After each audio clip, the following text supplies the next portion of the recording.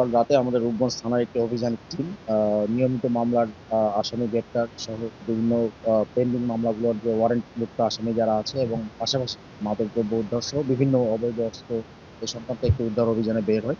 তো আমাদের টিমের কাছে একটি গোপন সূত্রে খবর আসে যে চরপাড়ার কুখ্যাত মাদক সম্রাট বা মাদকের গডফাদার নামে যে পরিচিত সে শামীম, যে যার বিরুদ্ধে হত্যা, অস্ত্র সহ বিভিন্ন ধারায় একাধিক মামলা আছে এবং একাধিক ওয়ারেন্ট আছে।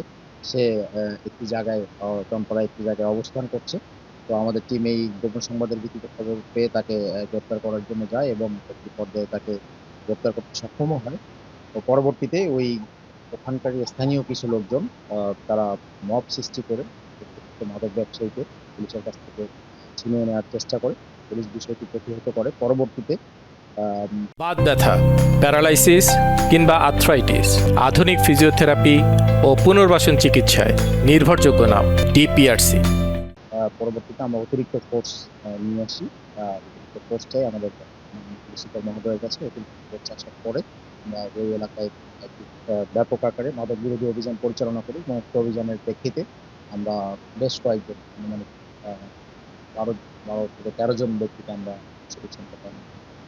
বলবো ১২ থেকে ১৩ জন ব্যক্তিকে আমরা গ্রেপ্তার করেছি এবং এই ঘটনায় এই কুখ্যাত মাদক সম্রাট শামীমের ওয়াইফও আমাদের হাতে গ্রেপ্তার হয়েছে।